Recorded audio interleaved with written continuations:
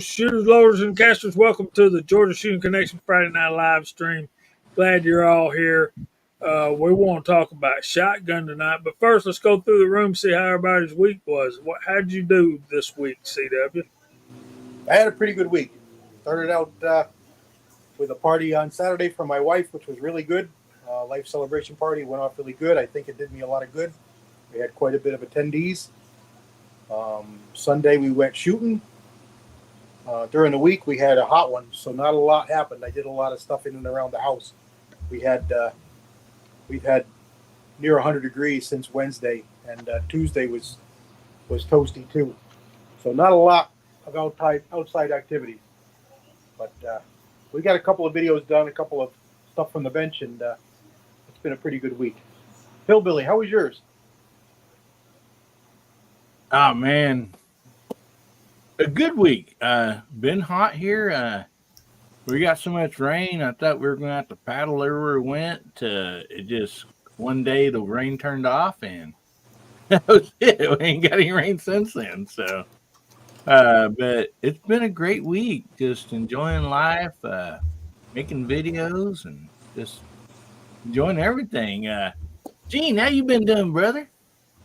I've been doing pretty good, man. It's hot everywhere. You know, right now we still got 92 degrees, but only 37% humidity. So it's kind of like that out west dry heat, you know? It's very similar to that. Kind of happy about that. Don't have to walk outside and take a second shower. But I've had a really good week. Had a good week at work.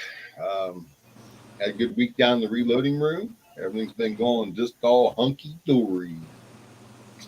Walter, what you doing? Hey, I had a good week too. I spent the weekend up in the Sierras with my sisters and brother-in-law.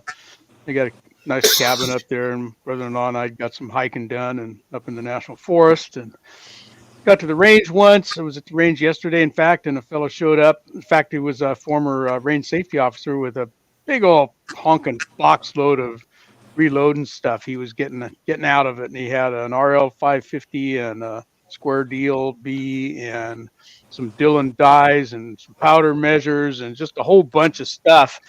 And I gave him a couple $100 for it. That's what he wanted. And all of it needs some TLC. It had been sitting in his garage a while. And so I ordered up parts from Dillon to turn that RL 550 into a 550C.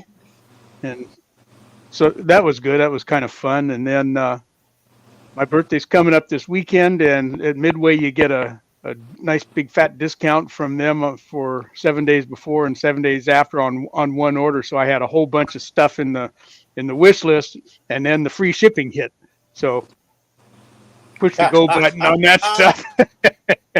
So I got stuff in the mail today. Not tons of stuff, but some stuff that I've been kind of waiting on. We have a real good unboxing video coming.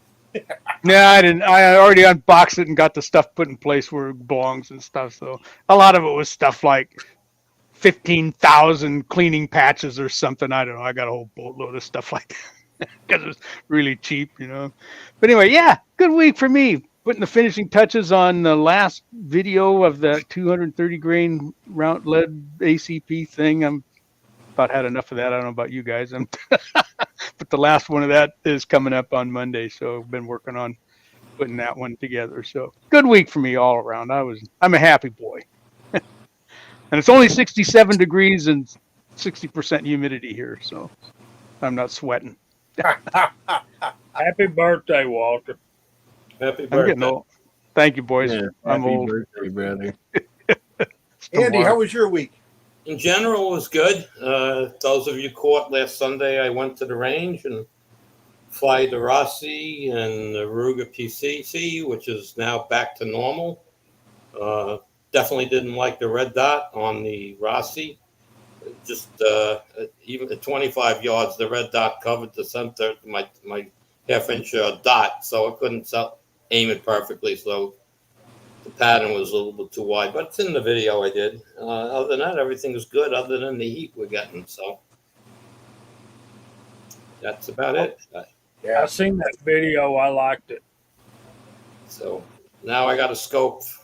Came in today for the Rossi, and it's I'm not sure what they actually call it, a scout scope. That's what they call it. So it's got a long, you know, Intermediate eye relief. 10 inches, it says. So it's about that where I have it set, and it's good. Just the scope ring's a little too high, so I'm waiting for more rings to come. I'll have them tomorrow. And that's it. The Rossi shot great. I shot better with open sights at 25 yards than I did with the red dot. I saw that.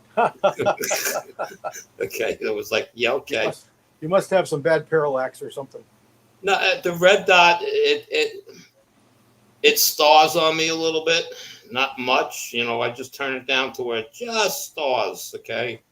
But it covers the black dot, so it's hard to hold it in the same place every time. I need a bigger black dot for it to work. But it's 25 yards. My pistol at 50 feet, I have no problem. I can go try it at 25 yards, and I have the same issue. I start going all over. So, but that's all right. The scope looks good. It sticks back over the eject, because it's a top eject.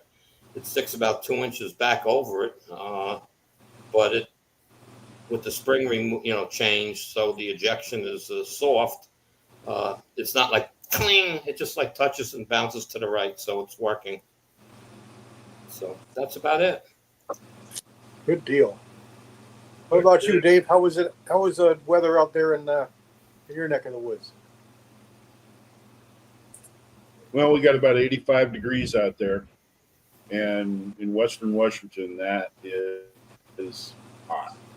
Well, it gets hotter in August. I mean, we can get up to over 100 degrees here, but yeah, it's cooking out there right now. And I was able to get some yard work done this week that I've been putting off. I had a guy come by with a truck, and I had a whole bunch of cedar limbs and cedar debris and stuff like that we all raked up, threw it in his truck and everything. We got rid of that. Got the house looking pretty good, So doing a little power washing on the driveway today, and that was about it. Got some great news earlier, some financial stuff happened, so everything was cool. And yeah, can't say anything less. How's that shoulder feeling, Dave?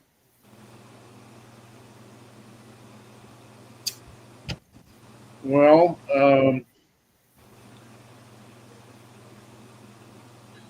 it's slow. It's slow, and I'm making small progress by you going to physical therapy. It's just inching along, and she warned me too. She says the last part is always the worst. That always takes the longest, because what we're doing is, we start off real easy. We get past a certain, pain point, and then, later on we stop being patty cake, we start working at it. That's what she's doing. And I'm telling you, 2 days after, physical therapy, I'm starting to feel a little bit better. But those 2 days after physical therapy, all I'm doing is just icing it up. I'm just sitting around with ice on my shoulder. So it's just one of those things. But we're getting better. Things are bad. That's good news, man. I'm glad it's getting a little better. And I expected it to be slow, but there's R-Tax out there. Hey, brother. Got a bunch of more folks coming in here. We have 40, 39 right now. So I thought I saw our brother, Senior Master Sergeant Bulldog, out there earlier. Tonight we want to talk about shotgun competitions, mostly skeet and that kind of thing. And should I go ahead and show the video? Yeah, I think it's a good idea. Okay, I found this video, and it's on YouTube. You guys can find it, and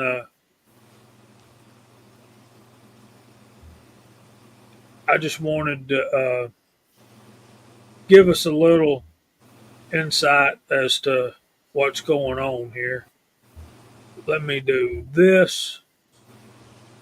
We'll do this. And we'll do this. It's short.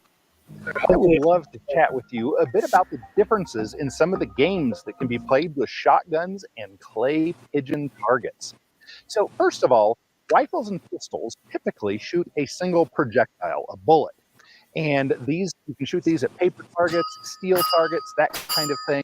Shotguns, on the other hand, generally shoot a bunch of little tiny BBs. In shotgun sports, generally, a clay pigeon is thrown out of a machine and it is traveling in some direction, and whatever direction that is, you want to follow the bird with your shotgun and shoot, and all the little pellets go flying out and hopefully hit the clay pigeon. And when it hits the pigeon, it shatters into a bunch of little pieces, and it's very rewarding. Now, shotgunning is a little bit rougher on the shoulder than shooting rifles and pistols, especially if you're shooting smaller caliber, but it is a really fun thing to do. So the difference in the games, one of the most popular games traditionally has been Skeet. And in Skeet, there's a high house and a low house. And the shooter walks in an arc kind of between the two houses. And one bird will come flying out of one house, and sometimes just all by itself. And other times it'll be a pair. One bird will come out of the high house. At the same time, another bird comes out of the low house. And then you rotate to another area, and then more birds come out and you shoot them. And of course, when I say birds, just another word for target or clay pigeon target. So that is Skeet, kind of walking in a semicircle and shooting at only two different machines sending the clays. Another popular type of shotgun game is sporting clays. And this is when you get into a golf cart and you drive around from location to location, and each location you go, kind of like in regular golf, you're faced with a different challenge. And perhaps one is coming from the ground and going away from you up high into the sky. And perhaps at another place, there's a clay pigeon that is coming over a pond and over your head, and you have to shoot it before it goes over your head. And it's a creative, wonderful, fun way to enjoy shotgun shooting. Another popular game is Trap. And Trap is a single shotgun machine that comes out of a house that's in front of where the shooter is standing. In Wobble Trap, you don't know if the bird is going to fly high or low or left or right, but you do know its origin. You know it's going to come from that house. Other types of trap, the bird is going to vary from left to right, but you're going to know how high it's going to be flying. One of my favorite kinds of shotgunning is 5-stand, and that's what we have in Jackson Hole at the Jackson Hole Gun Club, the club that we generally use for the Jackson Hole shooting experience. And this is most similar to sporting clays. And the wonderful thing about it is that you're able to have so many variations in this game. So there are usually 5 or 6 or 7 or 8 different houses the throwing machine is in. And with these houses, you can shoot from whichever houses you want. Perhaps your coach is going to tell you which ones to shoot. You can request which ones you want to shoot. And you can kind of go in a circle around the different houses. Everybody takes a turn. You're standing in what's called a 5-stand, kind of a stand area that keeps you from swinging the gun too far to the left or right, which helps keep it safe. And it's just an entertaining, fun, there are so many possibilities to the different games you can play at 5-stand. So those are the basic kinds of shotgun games that can be played with shotguns and clay pigeon targets. Thank you for checking this out. And if you have any more questions, please do be in touch. We can't wait to have you out on the range. And I do suggest you also check out our multi-gun rifle and pistol experience. It's by far our most popular experience. And if you're not used to shooting and you don't like as much recoil, this can be a wonderful option. Yeah, cool video.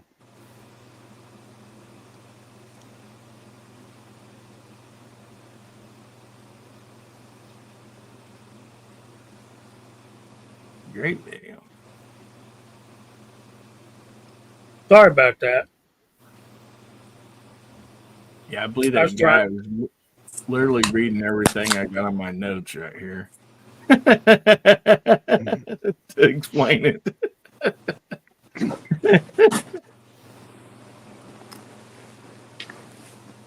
Yeah, I was trying to get on there and stop. I don't know how much of that y'all heard. There's Big Al out there and Papa's Place, and we'll go through the side chat here in just a few more minutes. But it seems to me like five stand is what we used to do at our church thing, which is just a variation of what would you call it, Hillbilly? Well, for us, it's pretty much just like shooting trap because our when we all get together, we have most usually at least three throwers, if not more, and you're basically standing at the same location. Depending, you can move left, right, because people just kind of line up there, and so. But what's fun about that is, like he said, you can call the houses. Like us, we don't know most usually what door it's coming out of, which gives it a little more, competitive, and a little more surprise. But yeah, I've heard them like, I want, A and C or whatever, and so basically they kind of have an idea of which door they're coming out of, and for us that'd just be too easy, I mean, like when we're shooting, so um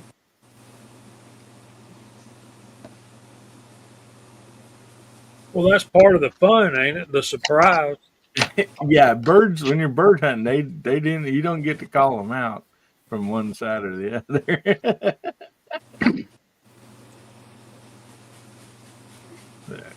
Yeah, I think it's all supposed to simulate uh, like pheasant or quail hunting. Oh And yeah.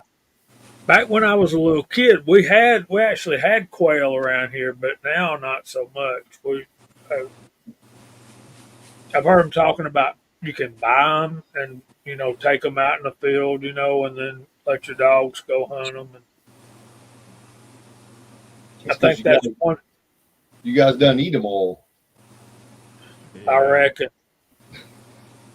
Well, um not to like try to be negative, but our forestry department sometimes brings in animals, predators to help get rid of other predators, and we end up losing a certain you know game animal because of it.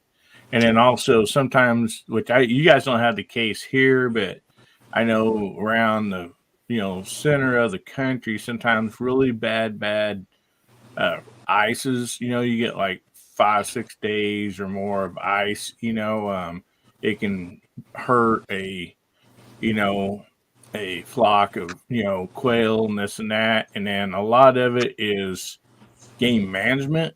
You know, when we go, especially if we go on somebody's farm to hunt or whatever, like we literally tell them and we let them know, okay, we're only going to take just X amount of what birds you have. We don't want to wipe out the population, and somebody else comes along and they kill them all, and then you don't have no reproduction, for that farm.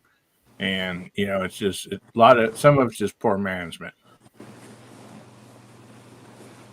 Yeah, I think coyote got the most of ours, and not so much catching and eating the birds. I think more eating the eggs before they're hatched. They do turkey the same way, and we had a good turkey population here about 4 or 5 years ago, and now it's starting to wane off a little bit. And I'm pretty sure it's because of the coyote. But so, CW, what did you think about the video? I thought it was pretty good. A little vague, but it gives an idea of what we're going to be talking about. Well, There's many more disciplines than what he talked about. There's a little bit more to it than he glazed over on all of them, but it gives you a basic idea of the three big ones. 5 station is something that's like Mike said, it's just a variation of trap or skeet, really. The addition of all the different traps with the different directions.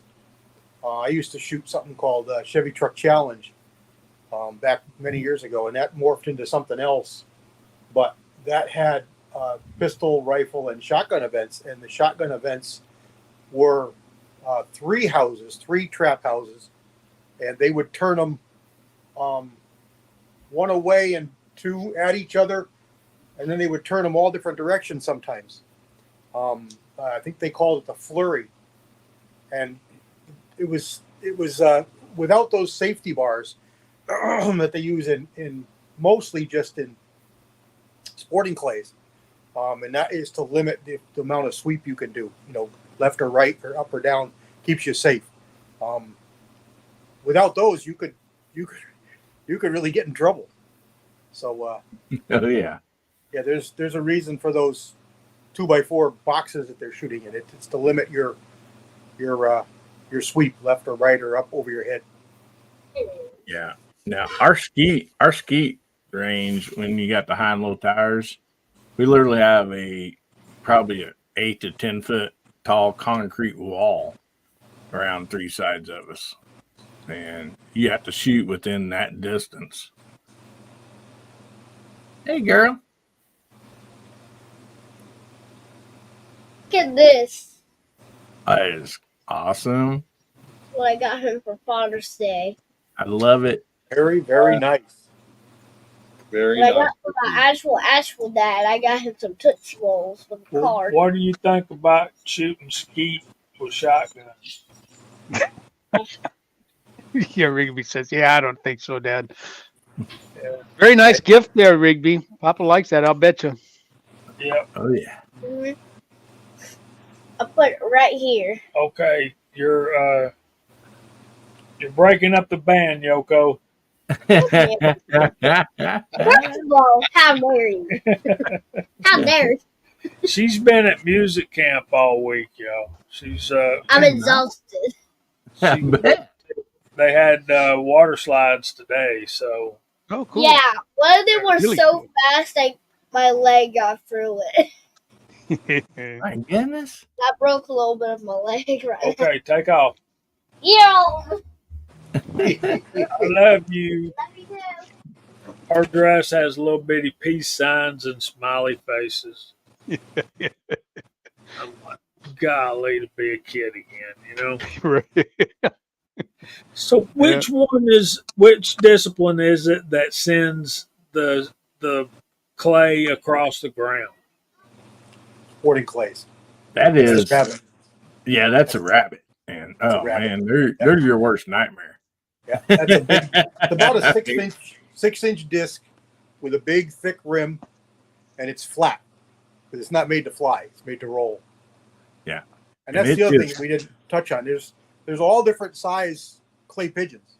The ones that you go to Kmart, Walmart, whatever, and buy a box of. Those are just the generic clay pigeons, and they do use those in some disciplines. Bless you. Like trap uses one that's very similar, but you can get them in colors. They come all black, yellow, orange, and they come in sizes. There's little bitty dinky ones that are like 2 inches around, and then there's great big ones, and there's thicker ones. So the thicker ones, you got to hit them good. They're not gonna be phased by a number 9 at 40 yards. They laugh Yeah. at that. Yeah, you a couple, one or two BBs ain't gonna bust those. Yeah. Might get a little dust, but that's it. So with the sporting clays, you just think of hunting. So you could have one station where you step up to the box, and you call for your first bird, and it could come out from your feet. And the second bird almost always is two. Sometimes it's two sets of two, but it's almost always two birds. And you could call for your bird, and you could get two. You could get one from your feet going away, one coming across the field that's in front of you at you, coming from the right to the left or left to the right or up over your head out. You could be, maybe you're on like a platform and they're actually coming from underneath you. Just think hunting scenarios. So they simulate like a duck blind, and they'll come from across a big field and they'll come in and they'll lay down right in front of you. But what you don't know is you're putting everything on that being a 5-inch bird that you're used to seeing what you bought at Walmart. But it could be little bitty 2-inch birds. So you're looking at them coming, you're thinking they're way too far away, so you wait, and next thing you know, they're going by you or they're on the ground, and you never even shot because they never got close enough. But in reality, they were just really small, so you misjudged them. Yeah. And the other thing is, if you do get on them, they're smaller, moving faster, they're harder to hit. So sporting clays is, he said it's like golf, and it is from the standpoint of this station you might use full choke. Next station you might use improved cylinder, or you might use cylinder, or you might use modified. And you might even get in between those, improved, modified, and the other ones. So in that, it is like golf, where you use different clubs, you use different chokes.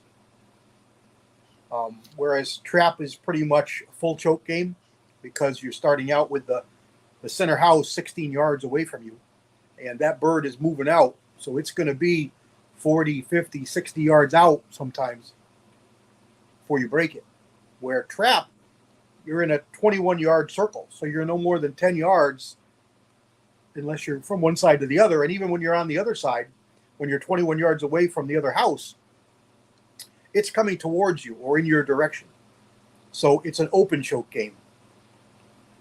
You could be standing right next to the house, because it's a semicircle and there's a house on each corner, each side of the semicircle. So that bird could coming from feet away from you, or it could be coming from 21 yards away at the other side.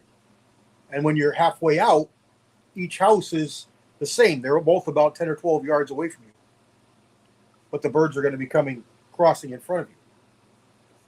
Could be high, could be low. You don't know what house they're coming out of. And when I shot it, there was 4. There was 2 on each side, a high and a low and a high and a low. They may only use 1 high and 1 low, but there was 4. Yeah. When he's showing the sport and clay, and that's one thing, it's kind of like showed on there. It's kind of like golf or whatever in a way. But you never know where the birds are coming from. But see, here at our shooting club, we're in the mountains, and it's wooded. So we're standing on that stand. You got brush, you got trees, it might be coming across the ridge from you. There, there's open enough room to shoot that you really don't have much time. And those rabbits, it'd be like just take a frisbee, basically, but they're way smaller, and just throwing it and rolling it where it hits on the end and just bounces, and so they're circled like this, and they're going sideways, bouncing, and stuff like that. And so they're pretty quick, and so it's really, really, those are really tough. Just the rabbits definitely. The Like we were talking, the trap. There's lots of different deals. In one of our matches, we had, like you said, different houses and stuff. But then there's just one, because it's all points, and either you missed, or you hit, you got a point. And there was one of them in the trap where it threw the same bird, and it was 25 of them. And talking about shooting 25 shots in a row from the same thrower, you think, man, that's going to be super easy. You'd be surprised how many people would only get like 15 of those, And honestly, and you think, man, that would be super easy. And then, like I said, in our Skeet deal there's concrete wall, that's 3-sided, and you got your high and low towers and stuff. And you move around a half circle as you go, and you get so many birds from each place, and you don't know if it's going to be a high bird or low bird, if it's going away from you, if it's coming at you. And then the doubles, you can get one double coming at you and one going away. And then also, that's something that guy didn't talk about, was the doubles a lot. And sometimes you get a double, two, a lot of times in like where we're calling 5-stand, you'll get one bird going this way to another, and then right after that, there's like a seconds, I don't know how much, you'll get another one coming. So it gives you time to shoot and then shoot that one.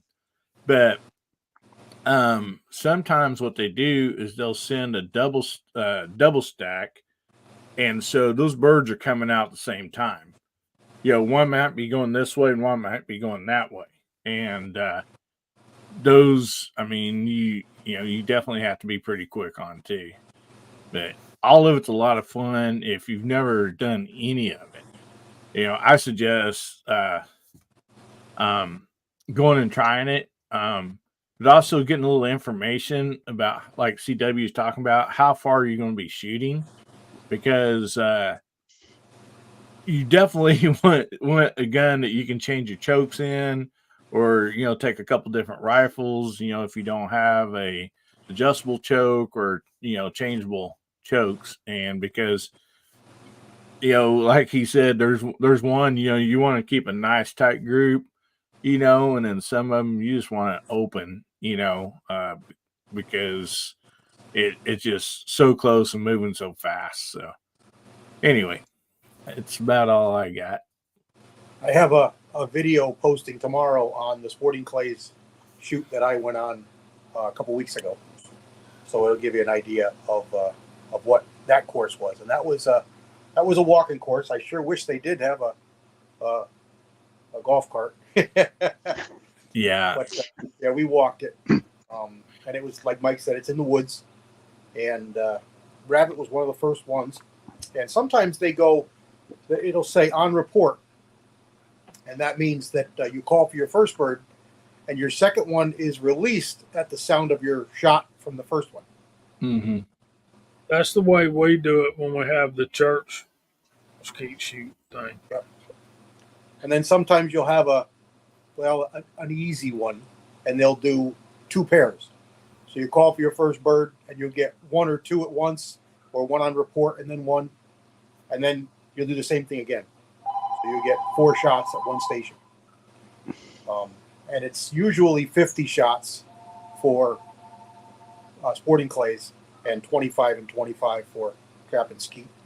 But there's international, there's wobble trap, there's doubles. And so they're all disciplines are a little bit different for the number of shots. But most of the time it's 25 and 25 and then 50 for Sporting Clays for a round. Yeah. And C&T Designs asked me, said, I put up a bullpup shotgun video today, and testing recoil on a scope. But he said, you use those bullpups. Actually, we have. When you're shooting those close traps, you can use a bullpup on those. I mean, we have my preferred rifle most usually is a 28-inch, barrel, or longer, 30-inch, for me personally. But yeah. Generally speaking, you'll find that the shorter the range, the shorter the barrel. The longer the range, the longer the barrel. That's partially because of the way you shoot a shotgun. Number one, you don't aim it, you point it. Your rear sight is your eyeball, and your gun needs to fit you for it to work. And when you swing to get on a bird, on a clay pigeon, you come up from behind it, underneath it, behind it, and you swing past it as you squeeze the trigger. So you're swinging through the bird. So you're kind of spreading your shot in a line as it's come out to oversimplifying, but you're spreading it out in a line. You're not spot shooting. Spot shooting is a bad habit to get into, and that would be leading the bird and then stopping and pulling the trigger. You can hit that way, but it's a bad habit to get into for shooting shotgun. They call it So follow through. Follow through, yeah. Keep swinging. Your bird. You come from behind it, underneath it, behind it, so you can see it, overtake it, and either blot it out or lead it and fire, depending on the speed of the bird, the direction of the bird, the size of the bird, how far away the bird is. That's the part that, there's no sights on a baseball or a frisbee or a football. You just got to learn where to aim to throw it to make it hit what you want to throw it at. So it's the same thing with a shotgun. All right, so we need to go through the side chat. We're a little bit late. Walter, what should we type in? Oh, gosh sakes. Let's make it easy and just call it 12 gauge. Just something like that, 12 GA. All right, type in 12 GA. There you go. And we'll call your name out on TV. Yeehaw! All right, so Walter obviously was first because he made it up.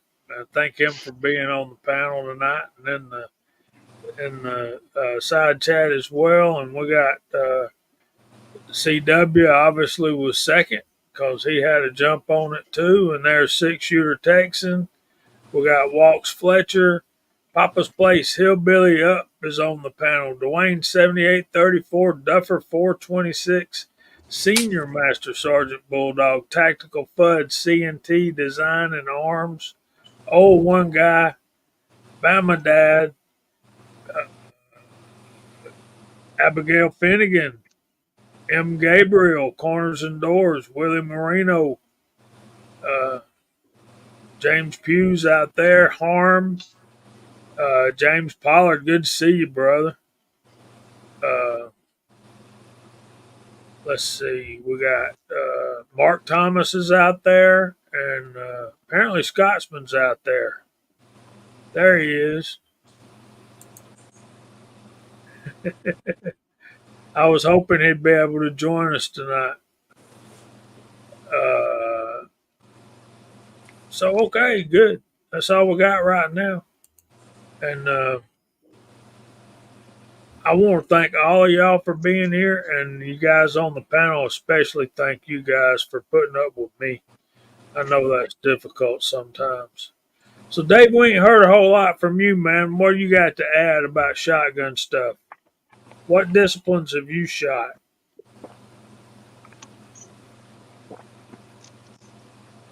Well, I don't know, 20 years.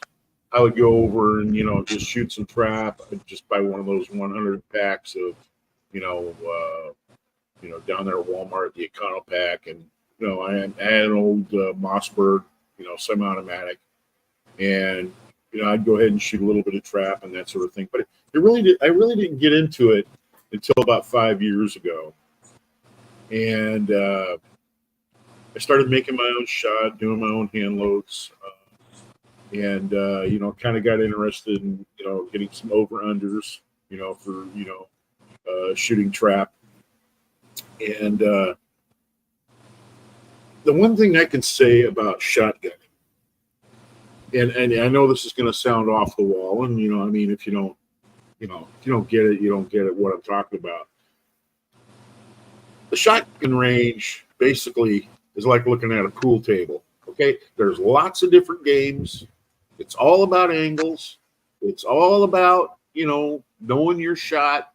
It's all about knowing your game and knowing the game. And the only way you can do that, you got to go out there and participate in it and try it out, and learn. And it can be a lot of fun. You don't necessarily. It's like what Hillbilly said. Says people go out there and they might shoot like out of 25 shots, they might get only like 12 hits. But you know what? Everybody's smiling. Everybody's having a good time. I mean, it really is an enjoyable sport to go out and do. And I started discovering that. And things, like I said, things kind of changed in my life. And so anyway. But as soon as my shoulder starts getting better and I can go ahead and start handling a shotgun again and, getting my right arm in there, I plan on picking it back up. And that's one of my goals, for my recovery is to get back into shooting. So I sure miss it. I really do. Another thing that I got into a while back was shotgun slugs. And at the time, the only thing that we really had was those Lee key drives, and they're notorious for inaccuracy. I mean, limited range, 25, 30, 40 yards. That's it. And so I got into castic slugs, molds that came in from, Russia. And I'll tell you what, I've got some molds. I've put 4 shots to the same hole at 100 yards. I mean, they're extremely accurate. And that's those Sarvog molds. They're amazing. Real game getters. But, that's all the Russians have over there. For them to get a shotgun, it only takes like a couple of weeks. If they want a rifle, they're going to be waiting a couple of years, and a handgun is almost impossible to get over there. So they make the most out of a shotgun. We make shotgun and shoot like rifle. That's it. So anyway, that's about all I got to add. I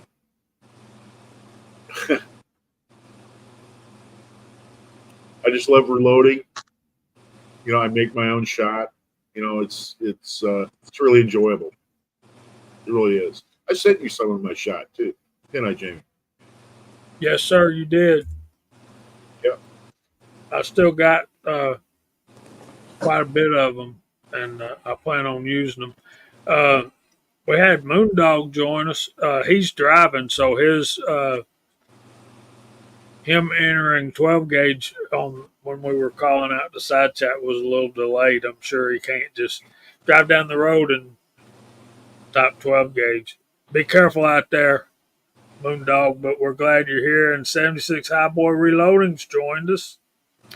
And somebody else, too. Of course, Scotsman, my brother's out there.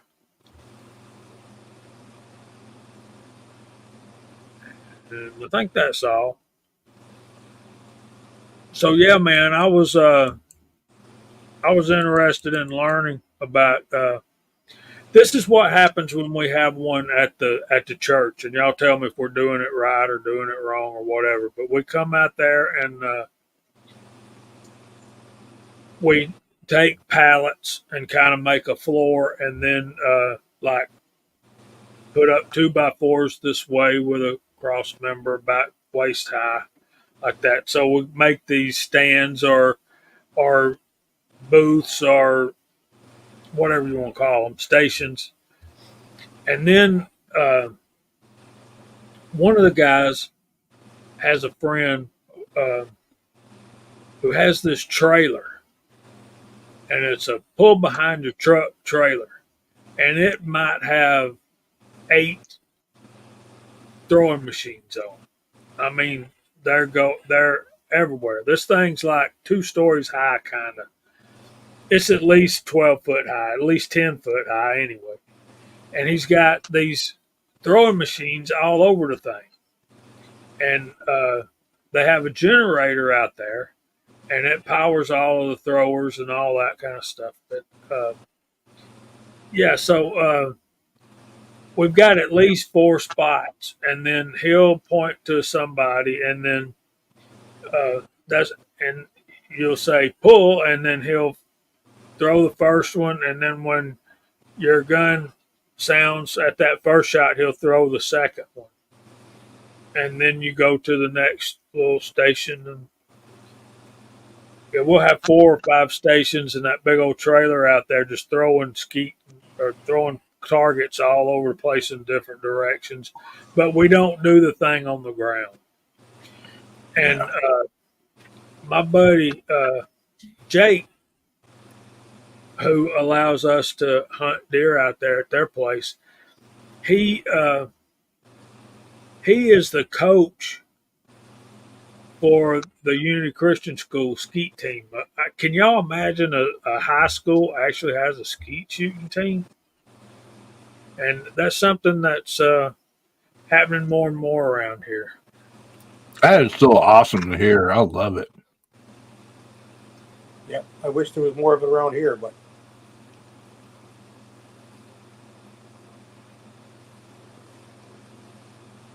as far as the terms and the rules and all that kind of stuff, and I know when the higher you go up in competition, the more strict the rules get. And Maybe we'll take just a few minutes and talk about the shotguns.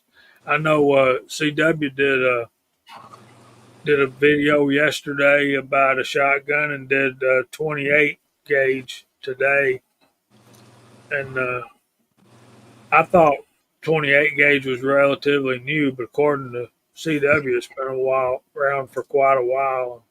Yeah. Well, Tammy, real quick, when you asked if you guys are doing it right, if you're having fun and you're doing it right, that's all that matters. Yeah, if everybody goes home not leaking, it's been a good day.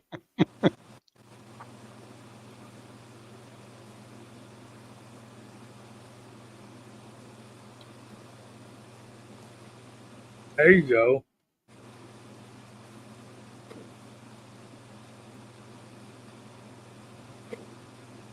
Harris County, Georgia. Bama Dad said they had a team when he was in high school. M. Gabriel.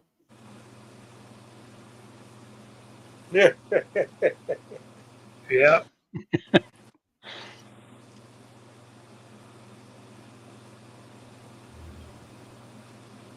There you go. And Scotsman's got it right. No holes that need plugged. That's a good day. But you know, there's certain things that you don't really have to be that great at to have a whole lot of fun doing it. You know?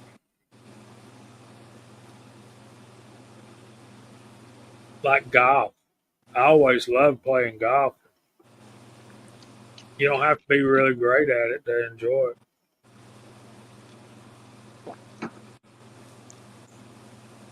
Yeah, I've taken a handful of people sporting clays, and I've never had anybody complain or not have fun. It's you know, trap and skeet are a little more formal, a little more regimented. You don't just shoot. You don't just. It's a little different, but it's still fun. But I would say if you never tried any of these things, I would look for a sporting clay shoot because you're going to find them around. They advertise them usually, at least around here they do, and go shoot one or go walk around with it. You have to let you walk the course with somebody, and I think you'll enjoy it. You don't have to change out chokes and such. You can do it with just go out there with a modified. You're going to be a little handicapped on some of them, the closer or the farther ones, but all the middle ones you're going to be okay, and you can still have fun. Oh yeah, you can still have this fun. this country needs more turkey shoots. Yeah. I grew up going to turkey shoots. I think that's where my real love for shotguns started out as a young kid. I mean, there was so much fun. The whole community was there. People, coming out even outside of our communities. It was so much fun. We got a club here that they've got a big black powder contingent, and they actually do turkey shoots with black powder, and it's done with rifles, and it's done old school, like really really old school, like mountain man old school with a double bladed axe, and you split your ball, and there's a black wedge, and you shoot closest to the bottom of the wedge. I mean, different kinds of targets than what you do with rifle or shotgun. And we do turkey shoots a lot around here. There's quite a few around here, and they all do it a little bit different, but it's they kind of make it more fair. Most of the ones around here, they'll let you bring your own gun, but they give you the shells. So when you sign up, you get their shells, so you don't have an advantage over somebody else by bringing number 12 shot or something, because a lot of them will count the number of hits inside a certain area. It's maybe the size of an eraser or maybe the size of a ping pong ball, whatever they're doing, but they'll count the number of hits, and they'll have 20 people shoot, and then they'll give away. Usually it's a gift certificate or a credit card, gift card for a shopping center, grocery store, and you can buy a turkey. Most places don't actually give you a turkey anymore because, well, who's got a freezer big enough to hold a bunch of pile of turkeys to hand them out? You got to go right away because it's going to fall out. So most of the places give you a gift certificate or a gift card for winning. But that's how we do them around here. And I tell you, I shot in one of those black powder ones, and it was a lot of fun. It was a lot of fun. They are fun. I won a turkey last year. Not a turkey, but a ham. And they actually gave me a ham, not a gift Nice. certificate. So, Mark, how's your week, brother? Good week. Real good week. Been doing a lot of getting caught up on things, a little bit of working around the house, a couple of other projects. Been to the pool a little bit. Just lots of tasks needing done. And, well, I'm actually a little bit tired. It's just been a long working week. Doesn't feel like vacation. But that's okay. I read that not Harrisburg. Where is it? Pennsylvania. That was the hottest place in the country. Yeah. We're bad heat and bad air quality. It's not far from you. Yeah. It's not far from you, I know. No, 10 miles. I did some errand running, and we were riding around the Jeep with the air conditioning on, and it kept flickering between 98, 99, and 100 on the dashboard thermometer. Yeah. So it was plenty warm. Yeah. We saw 102 on Wednesday. Boy, oh boy. It's getting warm quick. Yeah. So, Mark, y'all have turkey shoots up by where you live? You don't see as many turkey shoots, but you'll see block shoots, and there are some sporting clays courses around. There's, of course, some trap and skeet fields. I've done a little bit of sporting clays. That's going back a few years, and really just it's more fun for Seth and I. We'll go down to the club on a morning whenever we've got time, and take our own thrower, just pound it in the ground, and we'll run through half a box of clays and 2 or 3 boxes of shells, just having fun flinging them on our own. Yeah, that's always fun. Yep. Always fun. Yeah, the turkey shoots and ham shoots used to be a big thing around here. I'm glad Hillbilly brought that up. But Walter, I don't imagine they have any in California, do they? Yeah, actually we do. My local gun club out here actually supports quite a bit of the shotgun games. They're mostly trap there, and there's a couple of youth teams that actually do pretty well in some of the state competitions and so forth. So the kids here seems like the youth shotgun group out at the gun club has been growing quite a bit lately, and that's a good sign.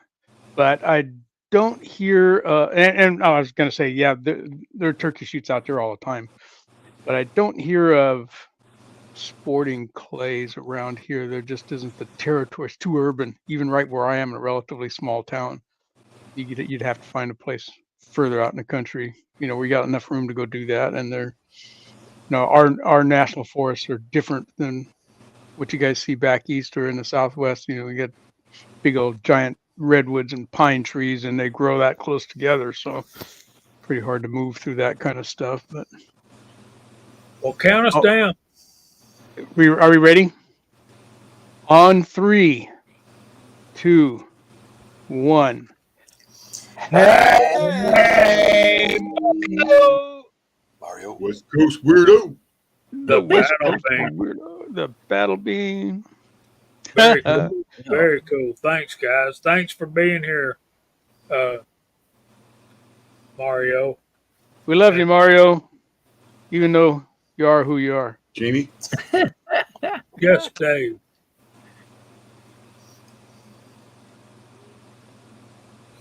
One thing that I wanted to kind of bring up that CW and Walter and Hillbilly and yourself is that the term "it's a turkey shoot" that's kind of an abused thing, because in a real turkey shoot, with black powder, they take that turkey out there at about 100 yards and they put a tether on his leg so he can't run away, and they put him behind a log, and he'll poke his head up every once in a while, and those guys take a shot at him, with a black powder rifle. And you talk about challenge. I mean that that is a very, very small target. So Yeah. the turkey shoot itself, that part of it was difficult, to say the least. That was a very difficult thing. And like you said, back in the day, you had these sort of like traveling matches that would go around, and they would just go ahead and they would give away prizes like animals and money, or gear or anything like that. But they'd have these matches, and the turkey shoot was one of them. So yeah, I always thought that was interesting how the term turkey shoot somehow or another got turned into this thing where, oh, it's super easy, it's a turkey shoot. No, turkey shoots are hard. It takes a lot of talent to do a turkey shoot. But anyway, one thing I wanted to bring up, another thing too, that CW brought up. Now, my shot that I make, okay, and I make here at home, it's fine for going out and just shoot the league, or you're going to go ahead and you're going to shoot, Friday afternoon, Saturday afternoon, that sort of thing. But there's no way they let you shoot that shot, at a Sporting Clays International Wimbledon, championship. They're going to want to make sure that everybody's got the even Steven ammunition, and yeah. And there's also things too, that I kind of, some people agree, some people don't agree, and it's like what CW said: when your shot goes out there, it's a swarm. It's just this swarm of shot that goes out there. So that's what you're trying to aim with. You're aiming within the window of that swarm of shot. So leading your bird and that sort of thing. You got to get out of that habit of point shooting. So you're going to go ahead and aim at what you're going to shoot and then squeeze the trigger. You got to aim ahead of it. And there's optical illusions. By the time that the bird goes out there and it starts to fall, you can shoot right over the top of it, and not even know it.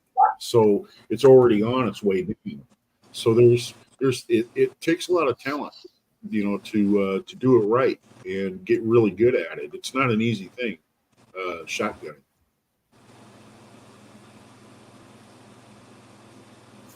Well, I'll tell you how we do it around here.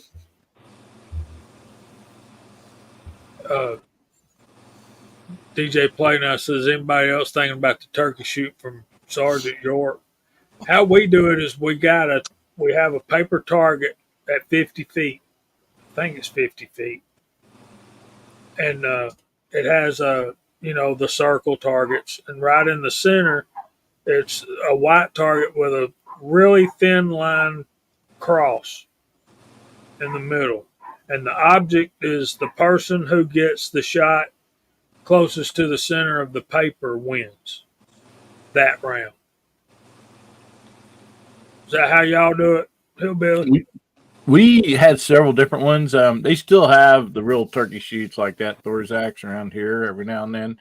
It's so much like, I believe they give you three shots. You have to use their shots or whatever, and it is a live turkey.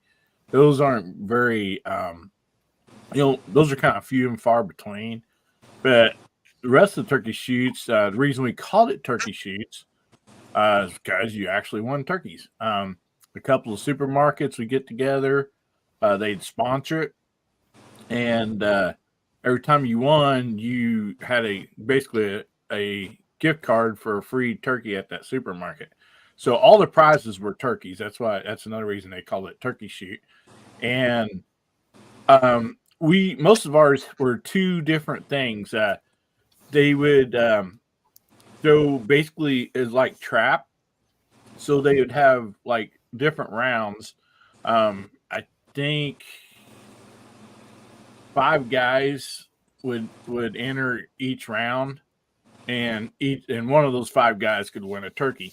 And what it was is they started out they just threw one bird from a thrower, busted. Anyway, they would throw a total of 5 birds for that one person. Then each of the 5 people would get to do that. If there's a tie, it went and it was doubles only. So tiebreakers were always doubles. And then, as soon as those 5 guys, when they got their match done, one of them won a turkey. Next 5 guys stepped up, and like you go back line. You could do it several times that day. And then they had the standing targets like you're talking about. They always had a couple different ones. Some were, on a post or whatever, farther out. Some were a little closer. And if I remember right, when I was young, I believe it was something like 50 cents or something like that. And they actually supplied the one 12-gauge shotgun, shell for you. And there were some that had the cross on it like you were talking about. Some of them were how many BBs was inside, they would count, the BBs inside the circles, So, and a lot of people did those, but a lot of times that was kind of more like your non-sport shooters, maybe some women in there and some children. But one cool thing about that is they on those standing still targets, they let the little segments open. So you might have a little kid, a lady, and then 2 grown men up against each other on one of those standing still deals. So, you can see a little kid or a lady, take out everybody, on that. So it was always a lot of fun. A lot of spectators watching, but the prize each time was a frozen turkey. So that's why they called it turkey shoots. So y'all just have lots of different shotgun games. I just realized we're late for our segment. Gene, are you ready? Yes, sir. It's past time for What's Hot Pot Got? If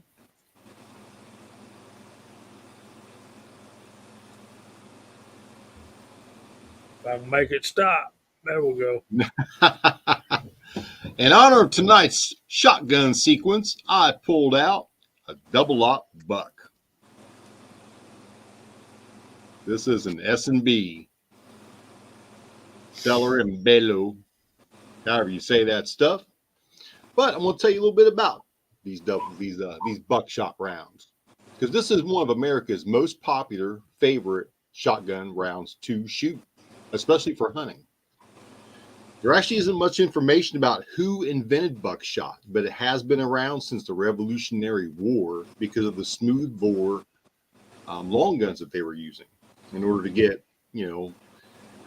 more shots down range than just one slug ball. Buckshot is a larger shot originally used for hunting deer-sized game such as male deer, which are called bucks. Some people still use buckshot for hunting deer when permitted. A typical 12-gauge, 2 3/4-inch double-aught buckshot has 8 pieces in it. This particular one, has 12.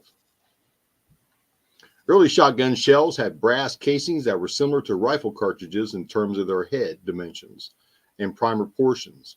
In the 1870s, paper hulls began to replace the brass hulls, and they were popular until the 1960s when the plastics were introduced. This particular S&B shotgun shell has a velocity of 1,214 FPS and has 12 pellets. I believe that to be a 3-inch. That is a 2 3/4. Wow. My finger is 3 inches long. By measurement, I use it all the time. Well, there you go. That is a 2 3/4. I do have some 3-inch downstairs. They're duck. They're duck. I'm glad you're Steel. measuring with your finger. Yeah, Buddy, that's the only thing I can use. Okay. All right. What Don't hate on me, hillbilly. Come on. the typical buckshot load I see is 2 3/4, 9 pellets. The average is 8 pellets actually through my research, but 9 is common as far as commercial loads. And then this one actually has 12, which I thought to be interesting because it's all double lot buck, but this has got more pellets. And the only thing you got to change is the wide. Yeah. Put a Yes, different wide and it'll hold more shot. Well, I guess they want you to hold S&B wants you to have more balls down range. Hillbilly, you started it. But yeah, the different amount of buckshot in there definitely depends on what you're hunting. Well, I guess it's 12 if you're a bad shot. You get 3 to 4 more chances with each trigger pull. Is there a standard size to that buckshot, or are they like a 32 or a 36 round ball about that size? Man, I looked that up, and I did not save that. I believe it's a 32. That's what I was thinking, and that might be the difference of how many you can put in there. Obviously, you could put more 32s in there than you could put 36s. Yeah. I believe this one, there wasn't much information on this one. I had to go on their website to find anything out about it. And I believe this one is 32. Double O is 36. I think double O is about the same size as 357 Magnum. Yeah, my granddaddy, when he took me out and he was first teaching me how to shoot when I was a shorty, he pulled out a single shot 12 gauge shotgun. And he put a shell in it, and he said, now, this is the weakest shell they make for a shotgun. I'm going to introduce you to it really very nicely. He put one of these in it. So I found out afterwards. Well, I was a stout kid, man. I wasn't a little scrawny kid. So, I mean, we was out the creek, and I aimed at something and pulled that trigger, and boom! I turned around, I said, that wasn't that bad. And his mouth dropped. He just couldn't believe it. He was like, that was a double lot buck. That's a powerful round. And I was like, oh, okay, I got that over with. But I want to throw something in on the shotgun talk. I've shot a lot of 3-gun action and a lot of what we call too hot to handle shotgun events in my area. We have one guy who puts them on at local ranges. And one stage can be 30 to 40 rounds of 12 gun. And you're going through multiple stages through a day. I mean, you're going to take 400 or 500 rounds with you to shoot. And all in 3-gun, we do everything you guys talk about through a day of stages.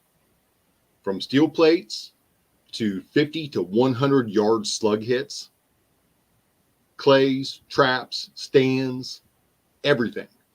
Everything is thrown in there in a 3-gun event. So if you want to be proficient in all of those areas, start shooting 3-gun or hit these all shotgun events, because you're going to hit everything. I've shot at rows of steel plates off of a tower shooting down. And every good shooter knows how hard it is to shoot downhill. It's a completely different perspective. So I've gotten every part of this without specifically focusing on any one part of it. But I have experience in all of it at the same time, just by running 3-gun and these too hot to handle events. And they call them too hot to handle because you better be wearing a good heat glove on your supporting hand for spinning that shotgun around and speed reloading it. And most of the time, semi-autos are used. You can use pumps if you want to use a pump. If you're that good with it, and I've seen some guys with pump shotguns throw them out there fast. I mean, just insanely quick. But I prefer the semi-autos with 20-round magazines. Yeah, we at our gun club and that Skeet tire, where you're all boxed in. The 19-year-old kid that was like running the doors and everything, we'd always get him out there and have him give us a show. He had a pump 12 gauge with a short barrel, and he'd shoot it from the hip and never miss one of those. The kid had talent like I'd never seen in my life. People are incredible, man, in all areas of life.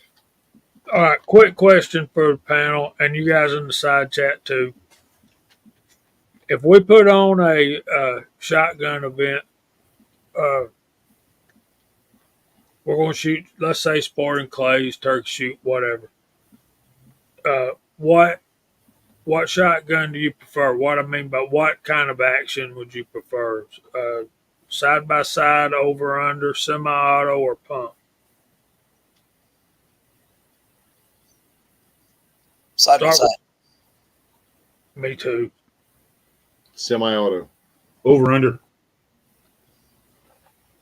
Walter? Over under. I'm most familiar with pump. That's what we used in law enforcement and what I hunted with. So I'd have to go that way. CW? I'm actually really interested in going to that match. I'm interested in going to that match that Hillbilly was talking about. He said it didn't go over very good the last time he tried to do it. There's something about fish in a barrel. I want to see what that match is all about.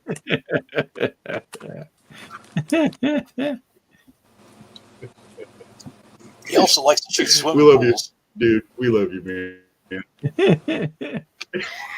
That was his best video, in my opinion, where he shot the swimming pool with the slug.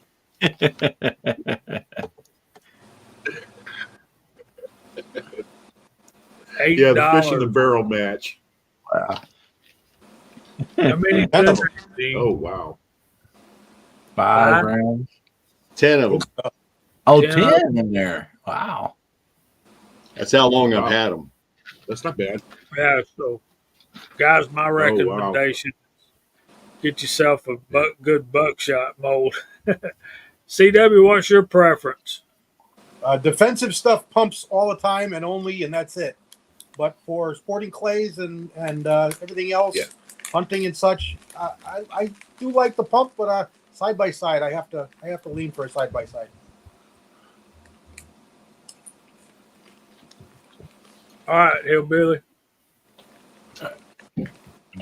Give them all to me. I ain't found the shotgun I hardly don't like. Man, I love each and every one of them. I find myself using the pump a lot. I mean, even in different things. I don't know why. I have all of them. There's certain things I'd rather have over and under. I think, but then some that's hard. It's really, it's not a fair question. That one. Dang, man, you're the only one that said that. All right, let's go through the side chat here. And Bama Dad says semi-auto. Hasbro said semi-auto. James Pugh says semi-auto or pump. DJ Play Nice semi. Walks Fletcher pump. C&T Designs and Arms says Remington 1100 to be specific. Senior Master Sergeant Bulldog says semi. Walter Moreno says pump. Harm says single shots, but New York reload. I don't know what that means. Walks Fletcher says I was raised on a pump. Broke my first 25 straight trap with a 870 TB at 13 years old. Let's put that up and keep going. Woo-hoo! I know. Good rifle right there, brother. That's good shooting. Mhm. Of course, I'm That's with CW, and I'm a side by side kind of guy just because I'm old fashioned like that. I think we had a G23 sighting. Yes, we did. Uh, there is a Glock 23 in a pistol bag right behind me right now. I'll say it out loud where everybody can hear it. Duffer 426 says pump. Rich B says pump. Uh, Harm's got a JC Higgins pump. That's cool. And Duffer 426 says Ithaca 37 featherweight. That is a beautiful gun that I love. That's one of my favorite guns right there when it comes to shotguns.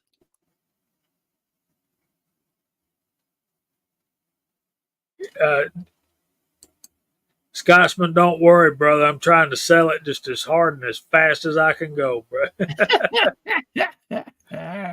It's actually from an estate of a dear friend, and it's a friend of mine from church. His sister lost her husband, and it's a very nice gun. It's man, I took it apart, and the slide has almost no wear on it. So there's that. So okay, me and CW side by side. Uh, Dave said over under. Walter said pump. Gene said semi auto. Mark, you said side by side as well, didn't you? Yes, sir. And American Hillbilly Up's got so many dang shotguns he can't pick out one to use. So we're going. I don't know what it is about. I don't know what it is about the aesthetics, but there's nothing sexier to me in the way of shotguns than a nice over under. Mm. There's something about an over under. I don't know what it is. They just, man, they just. I'm gonna turn my head, dude. I'll look twice. I got to shoot an $18,000 over and under. Well, it's worth probably way more than that now. That was 20 years ago. And I thought, man, this thing shoots sweet. That was my shock. When you start getting into these side by sides, and especially the over unders, even more so, the money that these things demand. Yeah. When you get one custom crazy fitted money. for you, and it's scrolled, but man, what a beautiful piece of art!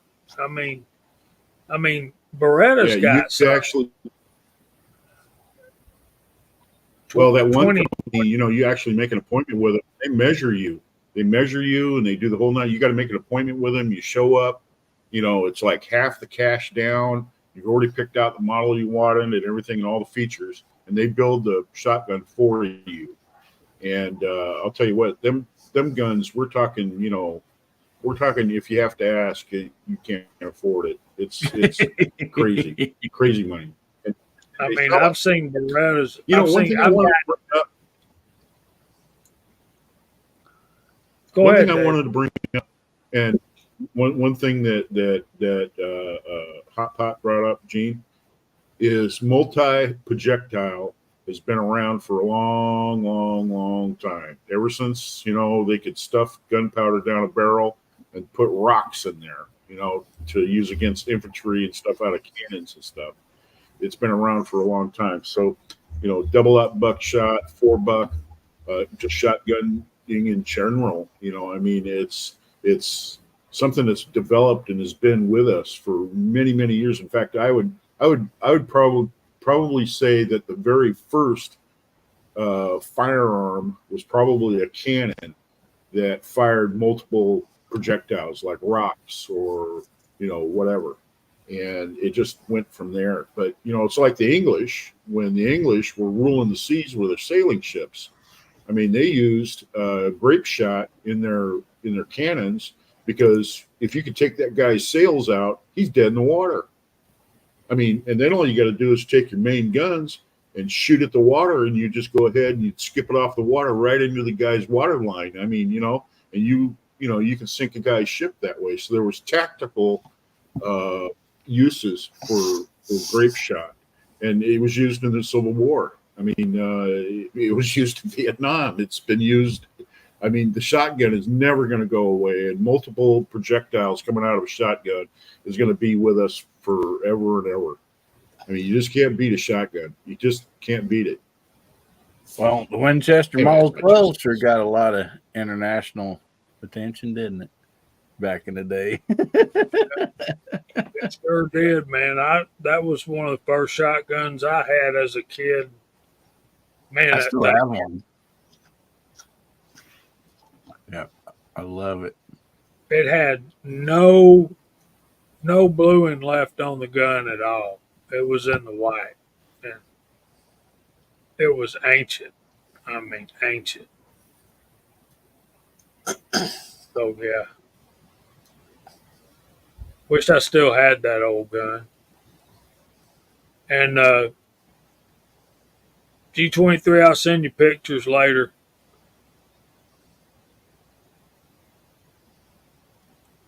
Yeah, number 2 shot is not buckshot, not number 2 buckshot, but number 2 shot is the biggest that we can use in Georgia for turkey.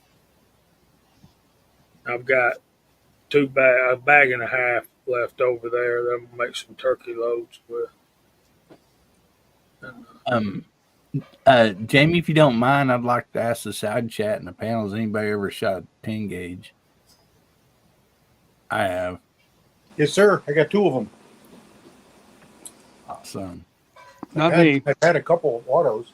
Wish I never sold. I think a 51 was really nice. I've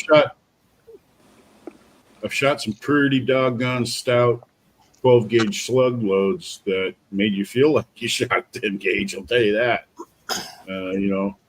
Yeah. But 3.5 inch magnums, out of a 12 gauge, that's about equal with the 10 gauge.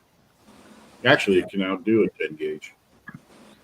Buddy of mine, his dad had an Ithaca side-by-side 10 gauge, and when his dad passed away, he's got it now, but when he was about 18, 20 years old, we were taking turns betting each other, pulled both triggers at the same time, and our baseball coach was so mad at us, we had games that next week, and all of us had bruised shoulders.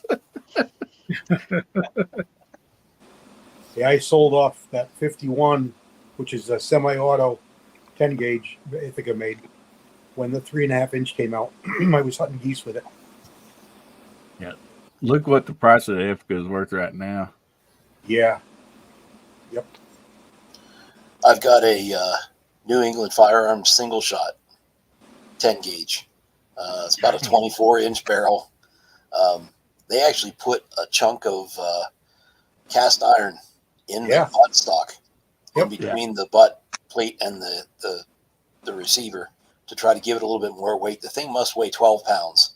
It's hard to lug around, but oh my goodness.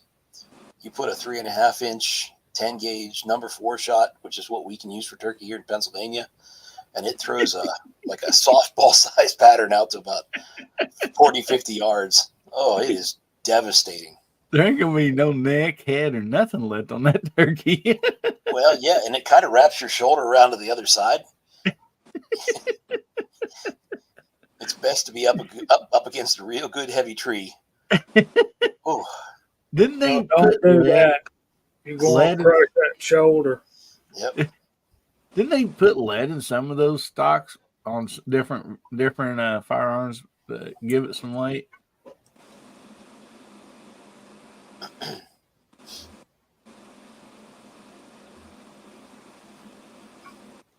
Y'all remember that movie?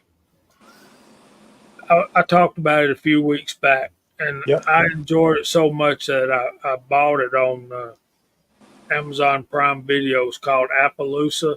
The guy's sidekick the actual what's the guy that does the talking? What do you call that? The narrator of the story when the action ain't going on. He's carrying a side by side 8 gauge. So, but any of you guys that want to watch a good semi-modern western, and I mean modern is when it was made, not in the setting of the movie, but yeah, that's Appaloosa.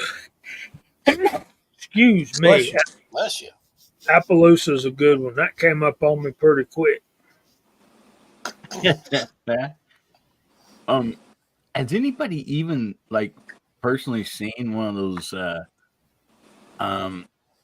what are they called? The one that Kentucky Ballistic had that Punt gun. yeah. Yep. Punt gun. Yep. I've Those never actually, got to see many of one. those were actually mounted to the boat. Only in museums. I've never held one. Yeah, they actually mounted them to the bow of the boat, and they would drift in or, row in quiet, and they'd blast them on the water, because that was the market hunting days when they were, filling the stores with these birds, and they would just destroy them. Yeah, You got a question there, Hillbilly. yeah, I answered in the side chat. Hasbro, any gauge shotgun is good for weddings. Single shot 410 will work even. I think you had asked earlier also, Jamie, is gauges and the different disciplines. And you can use, in skeet, there's classes. You can shoot with different gauges, but in trap, there's no quarter given for the lighter gauges. It's a 12 gauge game, but you don't get any slack if you choose to do it with a 410. It's on you. Yeah. I don't know what I would say to that.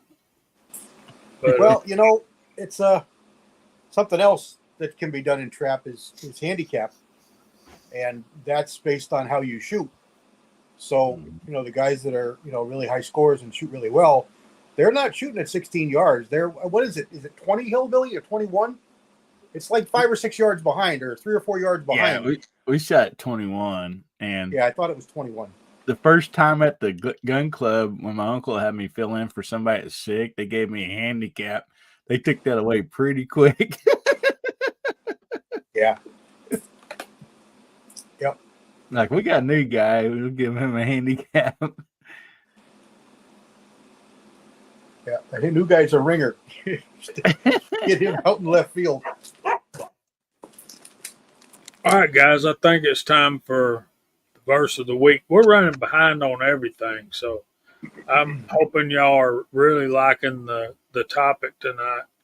But for the verse of the week, we want to start in chapter 7 of Matthew, continuing on the Sermon on the Mount. And you remember we talked about don't worry for tomorrow will worry about its own things. Sufficient for the day is the trouble, but what is its own trouble? When we get to chapter 7 here, we're starting a new theme and a new and this one, guys, when I started studying this one, I had to go to my prayer closet and kind of repent. And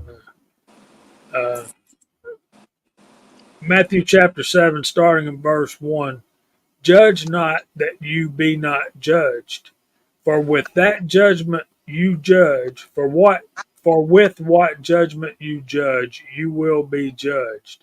And with the measure you use, it will be measured back to you. Verse 3, and why do you look at the speck in your brother's eye and do not consider the plank in your own eye? Or how can you say to your brother, let me remove the speck from your eye? And look, a plank is in your own eye. Hypocrite, First remove the plank from your own eye, and then you will see clearly to remove the speck from your brother's eye. Okay, so I think we're going to break this up and we'll get into the plank and the speck and all that stuff more next week. But when we read here, judge not that you not be judged, um, that's not a real accurate translation of what they're talking about here.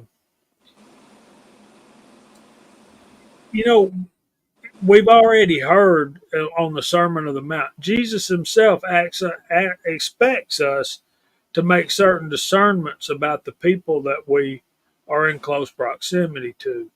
And I can't remember any of them right offhand, but what we're really talking about here is more of a eschatological judgment, big church word. And what we're meaning there is future. We're looking at what we're talking about is condemning someone to hell. And so the literal translation is be condemned rather than judge. So what we're really reading is don't go on condemning to hell, not judge not lest you also be judged. So what we got to be careful about is we are what we're doing here is, and what Jesus is talking about is, how can I put this? It's we're expected to make certain considerations about other people and and and help correct them, not condemn them.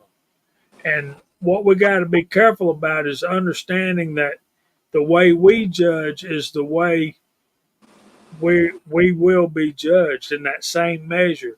What I think the important thing here is to understand that we are not allowed to withhold God's mercy and grace from another person.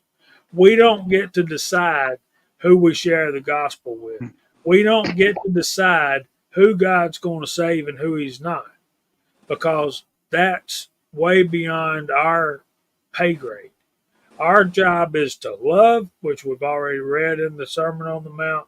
Our job is to share, tell people about Jesus.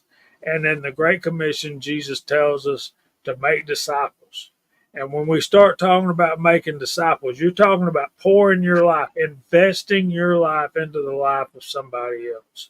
So what we see here is we're not to decide somebody is going to be condemned.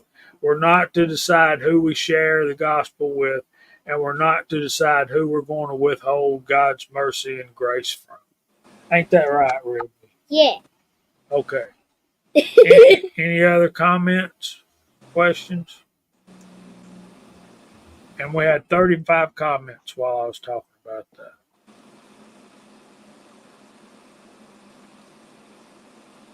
How many people are on this stream right now?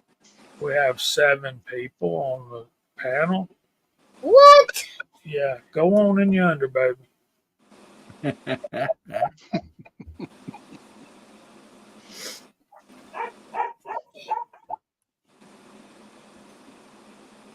Thank heaven for little girls. I know. So it got quiet. Well, Well, Well, we're all convicted of judgment. We all do it in a way, and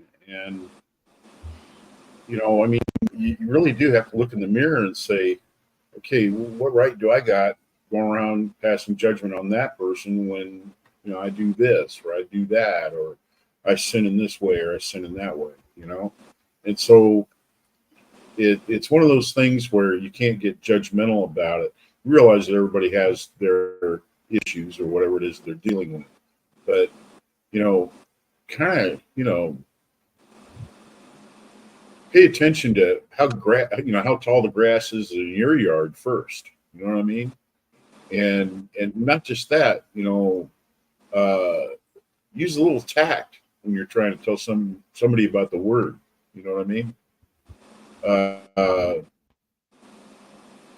it's one of those things where you can't be a hypocrite about it, you know, because we all sin. We all do. Yeah, there's a whole lot of more modern analogies to that thought. Pot calling the kettle black. As ye sow, so shall ye reap. Yep. Glass People who live in houses, glass people- houses shouldn't, Yep. throw stones, all that kind of thing. But I've always looked at this one more like what Jamie was saying, that this is God saying, you leave this judgment stuff to me. That's not your purview. You stay out of that courtroom. Okay? You take care of your own life, get your own act together, and don't be running around judging other people. That's, as Jamie said, that's not for us. That's not what we're supposed to be doing, because we're all going to get caught with our, fingers in the cookie jar on that one. As Dave said, every one of us, and that's, Yeah. and sometimes it's really difficult to keep that in mind. It's easy to look at somebody and say, well, they're doing something that they shouldn't do, and you probably did it last week. Yeah, just it's kind of human nature. But I talked to My Jamie grandma's- about it the other day. You know, I had an ordeal that came down right here in my neighborhood with a man that lives up the street from me, and I really felt bad about the way I acted in front of that guy, and it was over something kind of stupid in a way, but we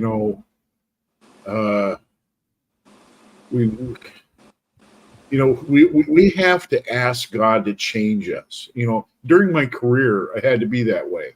I had to be very forceful, to the point, and I mean extremely forceful. And the thing is that I got to get rid of that part of what I have that developed in my psyche when I'm talking to people. It's something I have to deal with, and God's actually brought me in and said, "Hey, you need to do something about this." Yeah,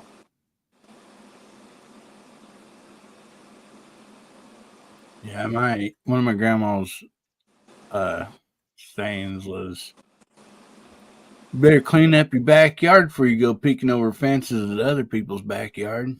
mm-hmm.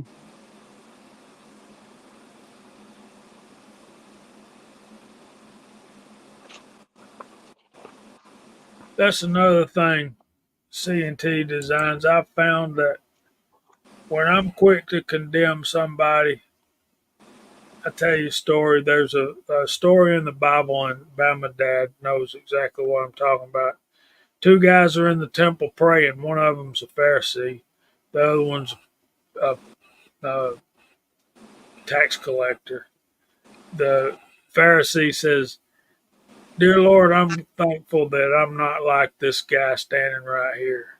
That I give 10%. I'm at church. I do your will as best I can, and I help widows and orphans and all that." The publican, the tax collector, all he prayed was, "Lord God, have mercy on me, a sinner." Jesus asked him, "Which one do you think walked away in better shape with God?" What I've found in my life is when I cast shade, as C&T puts it, when I look down on somebody for doing a particular thing, it's not long till I realize that I'm slipping into that same sin. Mm-hmm. And that's when the enemy's going to attack you. And, so yeah. But Jamie, isn't that the good part about realizing that you're slipping and stopping yourself from falling? Absolutely. Hopefully you realize you're slipping and you're able to pull yourself out of there. Remember, the Bible also says God not not allow you to be tempted more than you can stand. And Paul, the apostle, writes, if all else fails, flee. And, in other words, turn around and run. It's okay. Yeah. Yeah. And I mean, honestly, I think that probably every human, you know, falls into that at one point or not or another, not intentionally maybe, but you might see, somebody the way they look or the way they act or whatever, and and kind of judge them. And that's important that, like you said, we realize that and you turn away from it.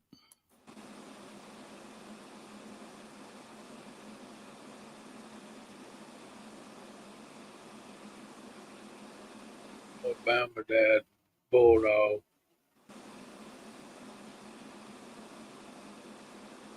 What Major Marshall Cogburn said. Is it true, Marshall, that you killed over 21 men? He said, well, I didn't kill nobody that didn't need killing. There we go. That's not our place to judge who needs killing. I'm sorry. And I watched both of those movies this week. Awesome. The 69 version and the 2010 version. I love them. Yep. Of course, John Wayne is Rooster Cogburn. Just yeah. And my dad says we're supposed to shepherd the flock and bring the lost into the fold. Both require love that can only come from God. In our flesh, it just doesn't exist. That's a mouthful of truth.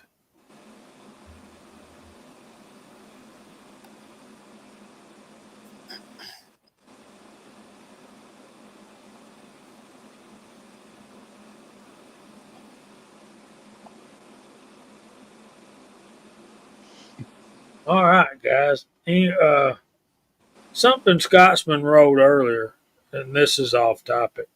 Said God created man, Sam Colt made men equal. No, Sam Colt made the best gunfighter superior. Period. That's all he did. And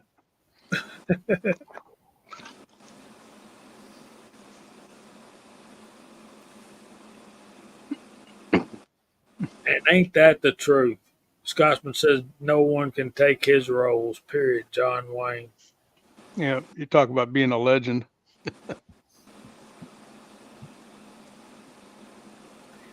Yep, nobody can take Clint's place either. There's Chad Kelly. Good evening, Chad. Hey, Chad. He had a video out earlier, and I won't take this second. Then we got to start going through the room. But I got to tell y'all, CW's video yesterday and today, and I think tomorrow and Sunday are both shotgun. All of them are shotgun type videos. Tomorrow, Sunday is a challenge, 22 Okay. challenge. So he's got 3 shotgun videos out there in a row. If y'all enjoyed the topic and you want to learn a little bit more about it, so we're going to go through the room, start clearing the deck for Gizzard Gary, and we let our American Hillbilly up go first because he has showed Gizzard which buttons to push. I think I might just push Gizzard's buttons. I don't think show him which one. But yes, for sure. After this show, Gizzard Gary's coming up next, and right after that is gun websites with the 2A weekly wrap up. So check out them fellers. Like good shows on Friday nights. Love starting off the weekend with Georgia Shooting Connection. Thank you for having me. And this has been a blast. Actually, I don't know much yet about reloading. I'm just learning and stuff. So it was fun to have a topic that I could converse on a little bit. And speaking of shotgun videos, I have one come out. I posted one earlier. The next one is going to come out.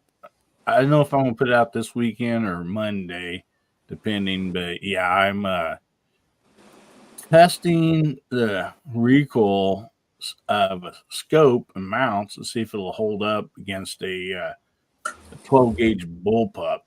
And shooting slugs. We shot 25 yards a day. Next video, we took it out to 50 yards. And the reason I'm doing this is for basically deer hunters. It's a nice 3x9 scope, clear, and a lot of people that's moved down here from say Iowa, places like that, Ohio, that's friends of mine now. They still want to hunt with a 12 gauge shotgun. That's what they're used to, from hunting deer up there. And so, I thought it'd be great for people to, see if that would help any, and if the scope will hold up. So, anyway, we got the videos coming out on that. I just want to thank you guys so much for having me. Tomorrow night, we got guns, beer, and therapy. 9 o'clock Central, 10 o'clock Eastern. If you ain't doing nothing, swing by and visit us. Thank you all so much for having me. I had a blast tonight. Thank you. Thank you, sir. We need to learn all about shotgun. Mr. Mark Thomas, what you got coming up this week? Well, hopefully another range trip. I have a couple things I want to take down there with me. I have a scope as well from Discovery that I'm going to put on my tactical muzzle loader and test that out. I still have a Captain Ball short barrel 36 caliber revolver I need to shoot. I haven't shot that one yet. I got a couple things in the works. That Jeep project, I filmed a few segments and hopefully we'll get that finished up maybe in the next day or two. It's finally back on the road. And a couple of leather projects and things going on. And next weekend, we're heading up to Moondog's airsoft event and can't wait for that. That's going to be a heck of a lot of fun. And, that's what I got coming up. It's going to be another busy week. Thanks for having me. It's been great. Been enjoying chatting with the side chat. Great to see all of you fellas. Been looking forward to it all week. Thanks for being here, buddy. We appreciate you. Thanks for having me. Sorry I was late. Oh, you good, man. Dave Thorzaks, what you got coming up this week?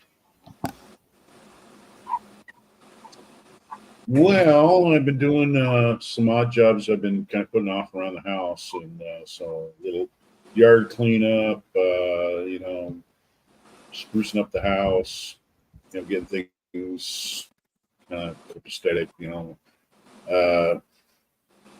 that's pretty much about it.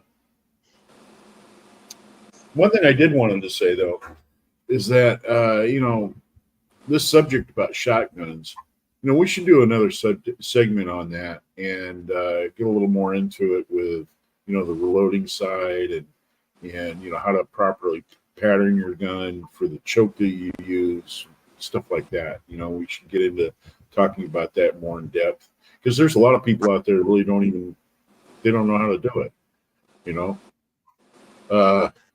but anyway, that's kind of my take on it. I want to appreciate you for bringing me on the chat, and if you want to close in on this, a little thing here. This is just nothing but a projectile. I'm not trying to get in trouble here. But, I'll tell you what, that is one accurate slug. That's that Sarvog, fire hydrant. And I'm going to tell you what, I've put 4 shots through the same hole at 100 yards with a Mossberg 835. And I'm going to tell you what, it's thoroughly impressive. So if you guys are into reloading, take a look to see if you can find a Sarvog mold out there, for sale. I don't believe they're imported right now because of the restrictions on Russia. But man, I'll tell you what, I'm a firm believer, man. These Russians know how to do it. I'll tell you that right now. Yeah. Yeah, they really do. They do. They make the most out of what they got. And that's another thing too about shotgun. Shotgun is a gentleman's firearm. It's a gentleman's sport. It's a gentleman's way of going hunting. It's it's even like, why should I care what socialistic countries care, what they think. But most other countries, where you can't have a rifle and stuff, they allow a shotgun. So it's I guess the word that I'm trying to think of is social. Shotguns become more of a social way thing with the way they're recepted in different countries and in society itself. Yeah. Damn it. That's about all I got, man. Other than that, it's been a great week so far. It's been fantastic. Great ideas, and we're thankful you were here, Dave, for sure. Thanks for joining us. I'm thankful me on. Same thing with the side chat. And I wanted to say hello to the Scotsman. Yeah. Gene, help me. What you got coming up this week? Well, first I want to say great chat, great side chat, great subject. Loved it. Learned a lot. Man, I don't own a 12 gauge shotgun at the moment. I've got a 20 gauge bolt action Mossberg I love to shoot, but I'm going to be out tomorrow looking for a 12 gauge now. Thanks, guys. Appreciate you. Gene, we appreciate you. We appreciate all you do for the chat. And the reason Dave don't think nothing, man, I was just reading the side chat. They're wanting us to sing happy birthday to Walter. And the last time we sang happy birthday to somebody, we all got accused of sounding like drunken Irishmen. So we probably shouldn't or not do that, especially with Scotsman in the side chat. So there's all that. CW, what do you got coming up? I know you got a video every day. I got a good video tomorrow. Yeah, video every day. Still going. I got them out into July. Video tomorrow is on my sporting clays, and it's okay. It's not a great video. I had a couple of the other guys that I was with videoing, and they're not quite as good on zooming in and zooming out and seeing where things are, and finding the birds and chasing the birds is not easy to do either. So it's a so-so video, but it shows you what it is, shows you where the birds are. It's kind of interesting. We had a good time. And then I got a couple of challenges. I got a handgun challenge at 10 yards and 25 yards on Sunday. And then I don't know what's coming up on next week, but tune in and see, because it'll be something good. I got a lot of reloading stuff. I got stuff coming up on the new 400. Lots of new stuff in mind, and new stuff coming all the time. I've got a new. If you watch the video today, I think I would like to do some shorts on cartridge descriptions. I ran across somebody online doing it. He had an awful lot of views, and the ones I watched were incorrect information. So I figured, hey, somebody doing this ought to know what they're talking about when they do it. So maybe I'm a little more qualified. So maybe I'll try some. See how that goes. Not a replacement for videos, just something new, just something different. I know they garner a lot of views, and they're loved and hated at the same time. But I don't look at them as a replacement for videos. I look at them as just something else. So yeah, I like the idea. Yeah, we'll try that and see how it goes. So and I want to wish Walter a happy birthday tomorrow. He's going to be 39. And, for the 48th time. 39, third time around. Turning 16, never been kid. Thank Happy everybody in birthday. the side chat and everybody on the panel. We had a pretty good chat tonight, and I think it was pretty good. So we had a good time. Thanks for being here, CW. And good night, 6-shooter Texan. Good night, everybody. I'll just say that we hope the Lord blesses you all real good. And if He's willing, we'll see you next Friday night at 8 o'clock. Say good night, y'all. God bless Good everybody. night. Night, y'all.